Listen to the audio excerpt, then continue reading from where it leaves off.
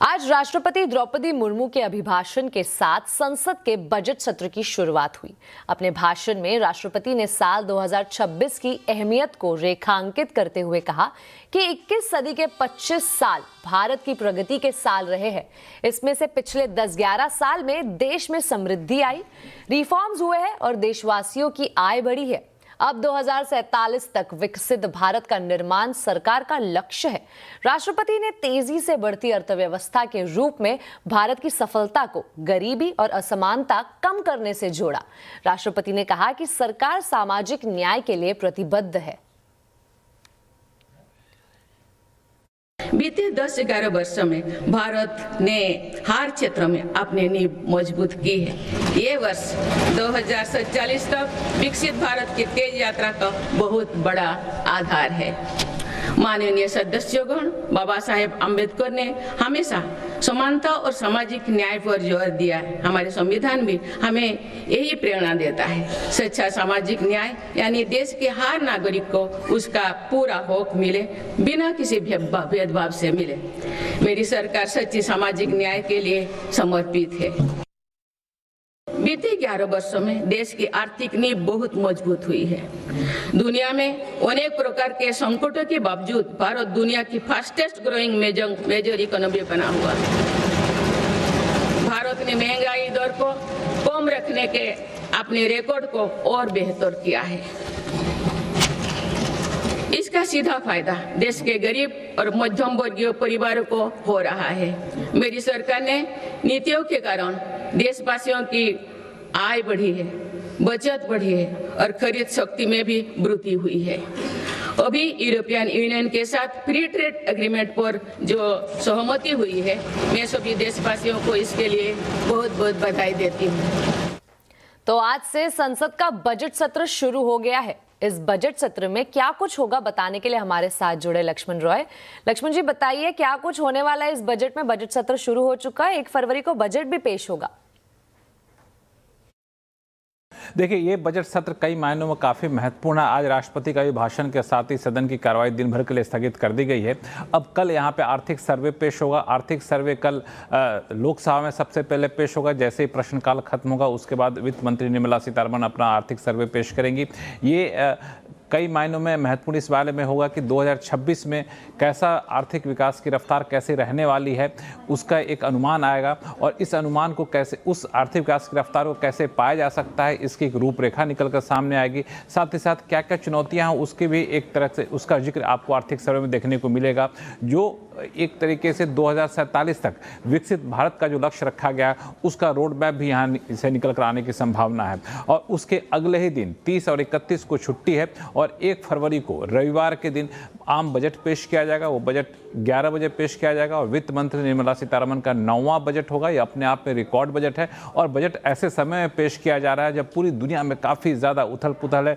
निवेशकों को भारत में निवेश करने के मौके देने की बातचीत की जा रही है और बजट ऐसे समय में पेश किया जा रहा है जब 2047 तक विकसित भारत का लक्ष्य रखा गया, तो उसको मिशन मोड पे कैसे आगे काम करना है उसके भी कई सारे ठोस ऐलान हो सकते हैं। इसलिए ये बजट कई मायनों में काफ़ी महत्वपूर्ण माना जा रहा है, जिसके बजट सत्र की शुरुआत आज हो चुकी है। हालांकि थोड़े से हंगामादार रहने के आसार है, जिसकी झलक आज देखने को मिल गई। विपक्षी पार्टियां कई मोर्चे पर सरकार को घेरने की कोशिश में अभी से जुट गई हैं। जी लक्ष्मण जी, बहुत बहुत शुक्रिया इस पूरी जानकारी के लिए। बुलेटिन में अब बात करेंगे बजट की।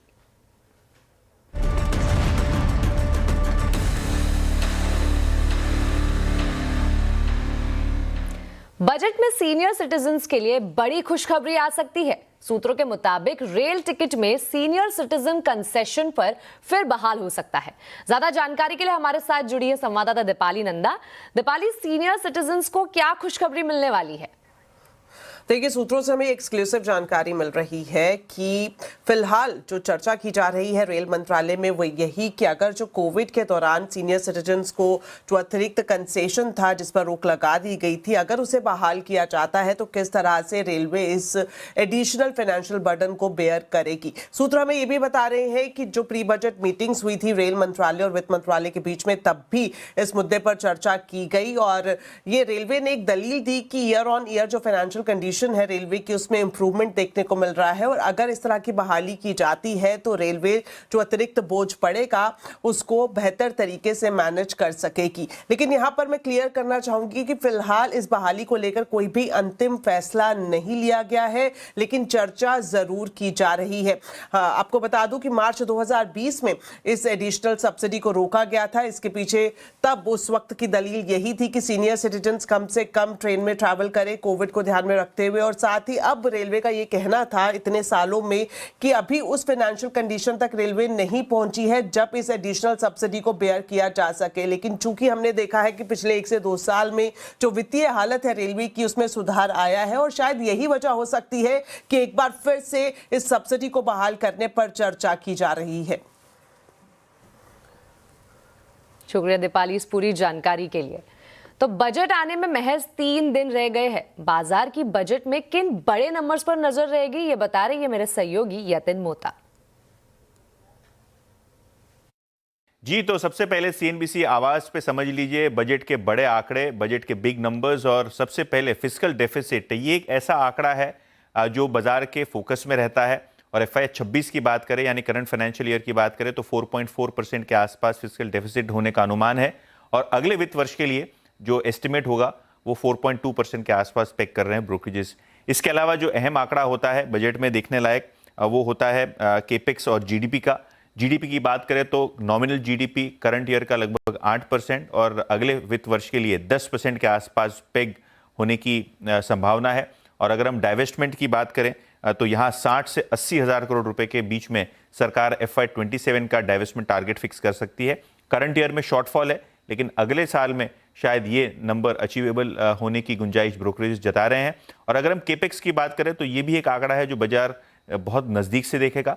FY 26 के लिए लगभग 11 साढ़े 11 लाख करोड़ रुपए के बीच में ये फिगर होना चाहिए, जो 10% बढ़ के अगले फाइनेंशियल ईयर में एक्सपेक्टेशन है लगभग 12.5 लाख करोड़ के पार जाने की। तो कहीं ना कहीं ये केपेक्स का फिगर है जो काफ़ी अहम बाजार इसको मानेगा। लेकिन अगर हम FY 26 के की आंकड़ों की बात करें तो जो ग्रॉस बोरोइंग है वो लगभग 14.8 लाख करोड़ के आसपास होनी चाहिए। नेट बेसिस पे सरकार शायद 11 लाख करोड़ के आसपास बोरो करती हुई दिखाई पड़े और कुल बजट का आउटले जो है इस साल सरकार 51 लाख करोड़ रुपए के आसपास रख सकती है। और अगले साल के बोरोइंग टारगेट्स की बात करें, क्योंकि बॉन्ड यील्ड्स के हिसाब से काफ़ी अहम आंकड़ा रहेगा, नेट बेसिस पे अनुमान है लगभग 12.5 लाख करोड़ की बोरोइंग का सरकार की तरफ से।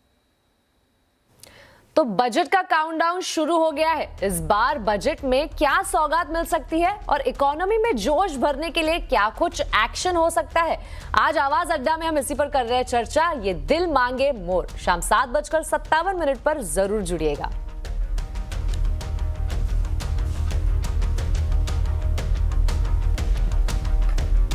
बुलेटिन में अब बात करेंगे आज के बाजार की। बाजार में फरवरी सीरीज का शानदार आगाज हुआ है। कारोबारी हफ्ते के दूसरे दिन सेंसेक्स निफ्टी अच्छी बढ़त पर बंद हुए, तो वहीं मिड कैप स्मॉल कैप शेयरों में शानदार तेजी दिखी। बाजार में कैसे रहा है कारोबार, बता रही है कंचन नौटियाल। तो टेक्निकली हफ्ते का दूसरा कारोबारी दिन और शानदार गेन्स बाजार ने आज बंद होते होते दिखाए हैं। निफ्टी की बात करी जाए तो करीब करीब 200 अंकों की मजबूती देखने को मिली है। बैंकिंग शेयर्स में अच्छा खासा आज इजाफा देखने को मिला है। इनफैक्ट अगर बाकी के सेक्टर्स की भी बात करी जाए तो चमक वहां पे भी अच्छी खासी देखने को मिली है। देखिए बैंकिंग में अच्छी खासी तेजी, फाइनेंशियल्स, इसके साथ ही साथ डिफेंस पैक देखिए आज करीबन 7% की तेजी के साथ बंद होता हुआ दिखाई दिया है। एनर्जी पैक में, ऑयल एंड गैस में भी अच्छी खासी शानदार तेजी देखने को मिली है। केवल 2 ही इंडेक्स ऐसे हैं जहां पे थोड़ा पेन था, वो है FMCG और साथ ही साथ फार्मास्यूटिकल। अब बात कर ली जाए कि स्टॉक स्पेसिफिक एक्शन कैसा रहा है। निफ्टी में बढ़ने वालों में BEL नंबर्स आए, नंबर शानदार नंबर्स के बाद एक बार तो ऐसा देखा गया था कि 10% का हमें एक अच्छा खासा जंप देखने को मिला था। ONGC, कोल इंडिया, इटर्नल शानदार तेजी यहां पे देखी गई। लूजिंग पॉकेट की बात कर लेते हैं कि कहां पे गिरावट देखने को मिली है। टाटा कंज्यूमर प्रोडक्ट, देखिए नंबर्स अच्छे आए थे लेकिन थोड़ा सा मार्केट इसको लेके कंफ्यूज है। उसके बाद कोटक की रिपोर्ट भी आई है, वो भी थोड़ा सा वैल्यूएशन को लेके टेंशन में दिखाई दे रहे हैं। एशियन पेंट्स मैनेजमेंट की कमेंट्री थोड़ी सी बाजार को पसंद नहीं आई, ब्रोकरेज भी यहाँ पे काफी ज्यादा बेरिश है। मारुति सुजुकी नंबर्स के बाद यहाँ पे वापस से एक रिकवरी देखी गई है और मैक्स हेल्थ केयर की बात करी जाए तो 2% का जंप की गिरावट यहाँ पे भी देखने को मिली है। अब बात करते हैं सेक्टर। देखिए ऑयल एंड गैस में शानदार इजाफा, बिकॉज जो क्रूड का भाव है उसमें शानदार तेजी देखने को मिली थी, जिसके बाद हमें ऑयल इंडिया, ओएनजीसी, गेल जैसे काउंटर में एक शानदार इजाफा देखने को मिला। इसके अलावा भी काफी सारे बजिंग स्टॉक्स है जहां पे आज जो मोमेंटम है हमें देखने को मिला। देखिए सबसे पहले बीएल नंबर्स की हमने पहले ही बात कर ली थी, नंबर्स आए, नंबर्स काफी रोबस्ट, एक्सपेक्टेशन जो लगाई गई थी वहां से भी अच्छे खासे नंबर्स। एशियन पेंट्स स्ट्रीट को पसंद नहीं आए नंबर्स, टाटा कंज्यूमर यहाँ पे थोड़े से मिक्स व्यूज बने हुए हैं, और मारुति सुजुकी नंबर्स यहाँ पे अच्छे आए हैं। उसके बाद ये रिकवरी देखी गई है, हालांकि आपको 2.5% की कमजोरी देखने को मिलेगी, लेकिन कमजोरी इससे पहले काफी गहरी थी, वो रिकवर होती हुई नजर पड़ी है। बढ़ते अगली खबर की ओर। सोने चांदी के दाम रुकने का नाम नहीं ले रहे। लगातार तीसरे दिन सोना चांदी ऑल टाइम हाई पर है। आज 1 किलो चांदी की कीमत 3,83,000 रुपए के करीब पहुंच गई। 2 दिन में चांदी की कीमत 44,000 के करीब महंगी हुई है। वहीं 10 ग्राम सोने का भाव 1,65,000 रुपए के करीब पहुंच गया है। 2 दिन में सोना 9,500 के करीब महंगा हुआ है।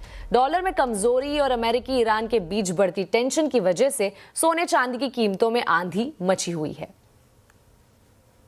इंडस्ट्रियल प्रोडक्शन की बात करें तो इंडस्ट्रियल प्रोडक्शन की ग्रोथ ने रफ्तार पकड़ ली है और ये 26 महीने की ऊपरी स्तर पर पहुंच गई है। दिसंबर 2025 में आईआईपी ग्रोथ 6.7% से बढ़कर 7.8% पहुंच गई है। इस दौरान माइनिंग ग्रोथ 5.4% से बढ़कर 6.8% हो गई है, जबकि मैन्युफैक्चरिंग ग्रोथ 8% से बढ़कर 8.1% पर पहुंच गई है। इलेक्ट्रिसिटी ग्रोथ की अगर बात करें तो वहां भी जबरदस्त इजाफा हुआ है और ये -1.5% से बढ़कर 6.3% हो गई है। प्राइमरी गुड्स में भी अच्छी ग्रोथ देखने को मिली है। कंज्यूमर नॉन ड्यूरेबल्स ग्रोथ में भी बढ़ोतरी देखने को मिली है। तो भारत का अपना रीजनल ट्रांसपोर्ट एयरक्राफ्ट बनाने का काम जल्द शुरू हो सकता है। जी हां, हैदराबाद में चल रहे विंग्स इंडिया एयर शो का मुख्य आकर्षण था SJ100। क्या खास है इस एयरक्राफ्ट में, बता रहे संवाददाता रोहन सिंह। विंग्स इंडिया का सबसे बड़ा आकर्षण है मेरे पीछे, ये है SJ100 यानी कि सुपर जेट 100। भारत और रूस के बीच एविएशन की पार्टनरशिप का एक बहुत ही अनूठा एग्जाम्पल है ये। दरअसल 2025 अक्टूबर में भारत की HAL और रूस की यूनाइटेड एयरक्राफ्ट कॉर्पोरेशन के बीच एक समझौता हुआ था, एक MOU हुआ था एयरक्राफ्ट मैन्युफैक्चरिंग के लिए। उसमें HAL इस एयरक्राफ्ट को बनाएगी भारत में और इसका जो इस्तेमाल होगा वो रीजनल ट्रांसपोर्ट के लिए होगा, रीजनल एयरक्राफ्ट के रूप में इसे बनाया जाएगा और कई सारी खूबियों के साथ है SJ100। इसकी अगर खासियत की बात करें तो इसकी जो रेंज है टोटल 3,000 किलोमीटर तक की इसकी रेंज है। साथ ही इसकी अगर कॉन्फ़िगरेशन की बात करें 103 सीटर ये है, ये नैरो बॉडी एयरक्राफ्ट है और बहुत जल्दी इस पे जो है एक जॉइंट वर्किंग ग्रुप बनेगा, एक साइंटिफिक और टेक्निकल ग्रुप बनेगा जो इसकी मैन्युफैक्चरिंग के लिए आगे काम करेगा। लेकिन अगर ऐसा होता है तो 1988 के बाद ये पहली बार होगा कि भारत में एक रीजनल ट्रांसपोर्ट एयरक्राफ्ट बनेगा। दरअसल भारत बहुत लंबे समय से कोशिश कर रहा है कि भारत में ही एयरक्राफ्ट की मैन्युफैक्चरिंग होगी और अगर ये टेक्नोलॉजी हमारे पास आ जाती है जो यहाँ डिस्प्ले में है तो पहली बार ऐसा होगा कई सालों में कि भारत एक रीजनल ट्रांसपोर्ट एयरक्राफ्ट बना सकेगा। तो हाल के CMD डॉक्टर DK सुनील ने हमसे खास बातचीत में बताया कि अगले 3 साल में SJ100 पूरी तरह से भारत में बन सकता है। डॉक्टर DK सुनील से खास बात की है संवाददाता रोहन सिंह ने। सर, जिस मौके का इंतजार था वो फाइनली यहाँ पे है, SJ100 हमारे पास है। काफ़ी समय से इसका इंतज़ार था। अगर मैं आपसे पूछूं टाइमलाइन क्या रखा है आपने, कब तक हम सोचेंगे कि मैन्युफैक्चरिंग या उसकी जो प्रोसेस है वो शुरू हो जाएगा और कब तक पहला हम डिलीवर करने की स्थिति में होंगे? तो हमारी 3 स्टेज प्रोसेस हमने सोचा था कि पहले SJ100 को विंग्स इंडिया में लाएंगे और शोकेस करेंगे कि इसकी कैपेबिलिटी क्या है और आप देख रहे हैं कि ये बहुत ही कैपेबल एयरक्राफ्ट है। इसका फिनिश देखिए और एकदम वर्ल्ड क्लास एयरक्राफ्ट है। तो ये फर्स्ट स्टेप था। सेकेंड स्टेप हम इसको कुछ फ्लाईवे लीज करेंगे, 5-10 फ्लाईवे कंडीशन से वहाँ से लाएंगे और हमारे जो ऑपरेटर्स हैं उनको देके इसका इंट्रोडक्शन करेंगे और इसका इस्तेमाल करेंगे और 3 साल में हमारे उम्मीद है कि 3 साल में हम इसका प्रोडक्शन स्टार्ट करेंगे। इनिशियली SKD CKD जैसे फाइनल असेंबली लाइन करेंगे और slowly we will go on increasing the indigenous जितना बनेगा HAL। जी। So this is the long term कि 3 इयर्स में we will start building the first aircraft. जी, क्योंकि रीजनल एयरक्राफ्ट की काफ़ी ज़रूरत है भारत में। क्या हम मान सकते हैं कि इतने सालों में पहला जो हम रीजनल एयरक्राफ्ट भारत में देख सकेंगे बनता वो SJ-100 होगा? जी हाँ, अब हमने तो शुरू किया है ऑलरेडी। आप देख रहे हैं UAC हमारे साथ है, जो कि बहुत ही केपेबल कंपनी है, और हमारा इन्वेस्टमेंट्स इसी में फोकस रहेंगे। और ये विंग्स इंडिया के बाद हम इस पे काम करेंगे कि इसको कैसे प्रोडक्शन करें, किस प्लांट्स में करेंगे, कौन से प्राइवेट सेक्टर और कंपनीज के साथ काम करेंगे। सो इस पे अब फोकस आएगा। साथ ही हाल का ध्रुव हेलीकॉप्टर का न्यू जनरेशन वर्जन भारतीय हेलीकॉप्टर सेक्टर में नई कहानी लिखने को तैयार है। विंग्स इंडिया में यह हेलीकॉप्टर भी डिस्प्ले पर रहा। यह पहले से ज्यादा पावरफुल और एडवांस है। इसकी खासियत पर हाल के ED सुभाष P. जॉन से बात की संवाददाता रोहन सिंह ने। जो दुनिया में जो हेलीकॉप्टर्स है वो सब बनाया हुआ है फॉर यूरोपियन टेम्परेट कंडीशंस, जहाँ ह्यूमिडिटी कम है, temperatures are low, dust is not there. तो और हमारा देश में जो ऑपरेटिंग कंडीशन है one of the most hostile and harsh environment for helicopter operation. तो ये हेलीकॉप्टर को हमने ज़्यादातर हमारा देश का जो कंडीशंस देख के specially designed and made for Indian conditions. तो एक तो है कि हॉट कंडीशंस, तो हमारा इंजन जो है this are the most advanced engine जिसमें ज़्यादा पावर है, और इवन इन हॉट कंडीशंस जहां बाकी हेलीकॉप्टर्स का पावर कम होता है, इंजन पावर कम होता है, इसमें पावर मैक्सिमम मिलता रहेगा। तो वो कभी भी पावर की कमी नहीं होगी इस हेलीकॉप्टर में। NG, what we understand, sir, is next generation. What makes it next generation? What different it is from the previous version of Dhruv? Yeah. So 3 things I will talk of. One is that safety. In safety, the glass cockpit, which is the heart of the system, this one. इसमें pilot का interface पूरा इसके साथ होता है, glass cockpit के साथ होता है। तो इस हेलीकॉप्टर में लोवेस्ट विजिबिलिटी, जितना भी वेदर खराब होगा, ये हेलीकॉप्टर एक जगह से टेक ऑफ करके वहाँ से दूसरे जगह जाके अपने आप ऑटो पायलट और ग्लास कॉकपिट के इशारे से लैंड कर सकता है। तो सेफ्टी बहुत ज़्यादा है इसमें। आपको पता है कि हमारे देश में हमारा वेदर अनप्रेडिक्टेबल रहता है, हिल्स में हेलीकॉप्टर्स में एक्सीडेंट होता है, और इसमें जो सिंथेटिक विजन सिस्टम जो है उसमें आपको हिल आगे होगा तो वो दिखाई देगा इसमें। भारत और यूरोपियन यूनियन के बीच हुए फ्री ट्रेड एग्रीमेंट से सबसे ज्यादा फायदा टेक्सटाइल सेक्टर को होगा। इसी मुद्दे पर टेक्सटाइल सेक्टर के जानकारों से बातचीत की है संवाददाता केतन जोशी ने। अब टेक्सटाइल सेक्टर का भविष्य कैसा है वो जानते हैं एक्सपर्ट से। बताइए, क्या आपको लग रहा है? ये EU का जो ट्रेड डील अभी FTA अनाउंस हुआ है, ये इंडिया टेक्सटाइल के लिए बहुत बड़ी अपॉर्चुनिटी है। और उसमें जैसे आगे अमेरिका का 50% टैरिफ को काउंटर अपने बफर समझे उसको, इसके लिए वो सेम बड़ी अपॉर्चुनिटी अपने लिए क्रिएट हो गई है। तो एक तो मैं जो समझता हूँ कि इन्वेस्टमेंट इतना 50,000, 60,000, 70,000 करीब करोड़ का 2-3 साल में अपने इन्वेस्टमेंट इंडिया में आएगा टेक्सटाइल में, और लगभग 50 लाख, 60 लाख, 70 लाख तक की एम्प्लॉयमेंट क्रिएट हो गए। इससे बड़ी कोई बात नहीं है। और अब समझो कि भी अपने जो opportunity is very big, but execution is also a की हियर। भरत भाई, आप क्या देखते हैं भविष्य? अब नहीं, ये जो डील हुई है कल, इट्स ए गेम चेंजर, और इस तरह की डील कभी हुई नहीं, न भूतो न भविष्य थी। और हम आज 27 कंट्रीज में हमको 0 ड्यूटी एक्सेस मिला है, तो इसकी अपॉर्चुनिटी का फायदा इंडियन बिजनेसमैन को लेना चाहिए, और सब व्यापारी हैं तो जरूर लेंगे। इसका $7 बिलियन अभी तक का हमारा शेयर है यूरोप के अंदर। ये शेयर $7 बिलियन से $30 billion with in 3 years will be achieved by Indian entrepreneurs. तो ये एक बहुत बड़ा फायदा मिलने वाला है, क्योंकि अभी तक 12% ड्यूटी इंडियन कपड़े पे या एपरल्स पे लगती थी, वो 0 होने वाली है। जो फायदा अभी तक बांग्लादेश, वियतनाम, श्रीलंका ले रहे थे, तो that is will be at par with them. तो ये बहुत बड़ा फायदा होगा। दूसरा है कि ये आज 99 प्रोडक्ट्स को ड्यूटी फ्री मिल गया है एक्सेस, तो इसके कारण मल्टीपल वैल्यू चेन के अंदर, whether it is cotton ginning, spinning, weaving to garmenting, ये सब सेक्टर्स को बढ़ावा मिलेगा।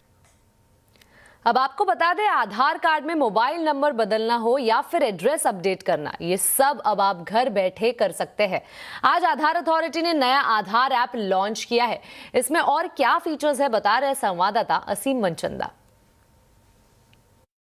आधार कार्ड आजकल हर एक व्यक्ति की जरूरत बन गया है। आपको बैंक में खाता खुलवाना है, नया सिम कार्ड लेना है या फिर कोई भी सरकारी सर्विसेज लेनी है तो आपको आधार कार्ड चाहिए और आपको टाइम टाइम पर इसको अपडेट भी कराना है। तो अब आपको उसके लिए आधार सेंटर जाने की जरूरत आपकी खत्म हो जाएगी। आधार अथॉरिटी ने एक नया ऐप लॉन्च किया है। आइए आपको बताते हैं इसमें क्या क्या फीचर है। सबसे पहले तो इसके अंदर अगर आपको अपना मोबाइल नंबर आधार के अंदर अपडेट करना है तो आपको आधार सेंटर जाने की जरूरत नहीं है। इस ऐप के जरिए आप आसानी से अपडेट कर सकते हैं। आपको अपना एड्रेस अपडेट करना है, आप वो भी इसके जरिए आसानी से अपडेट कर सकते हैं।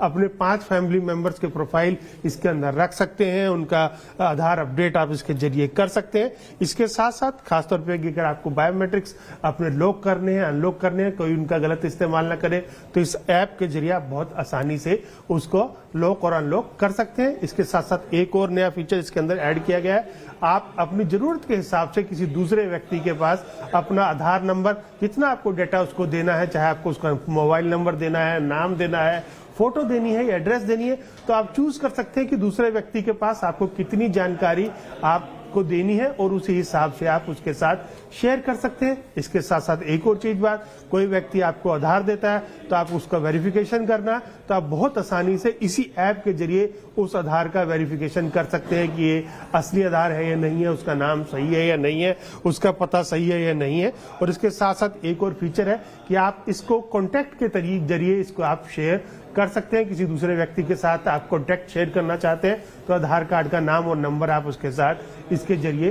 शेयर कर सकते हैं। तो ये सारे नए फीचर्स हैं जिनकी आज से शुरुआत आधार अथॉरिटी ने कर दी है। आगे भी इसमें और नए फीचर्स ऐड होते रहेंगे जिससे कि आपकी आधार सेंटर में जाने की जरूरत पूरी तरह से खत्म हो जाएगी। असीम मनचंदा, CNBC आवाज, दिल्ली। आज की सुबह महाराष्ट्र के लिए बहुत ही दुख भरी खबर लेकर आई। एनसीपी के दिग्गज नेता और महाराष्ट्र के डिप्टी सीएम अजित पवार का विमान हादसे में निधन हो गया। वो सुबह मुंबई से एक निजी विमान में सवार होकर बारामती के लिए निकले थे, लेकिन लैंडिंग के वक्त विमान क्रैश हो गया और अजित पवार समेत विमान में बैठे सभी 5 लोगों की हादसे में मौत हो गई। अभी तक साफ नहीं हो पाया है कि विमान ने क्रैश लैंडिंग की या कोई तकनीकी खराबी के चलते ये हादसा हुआ है। हादसे के बाद सामने आए वीडियो में पूरा प्लेन जलकर खाक हो गया है। डीजीसीए ने विमान हादसे की जांच शुरू कर दी है। इस हादसे के बाद पूरे महाराष्ट्र में शोक की लहर है। प्रधानमंत्री नरेंद्र मोदी और गृह मंत्री अमित शाह समेत कई बड़े नेताओं ने इस हादसे पर दुख जताया है।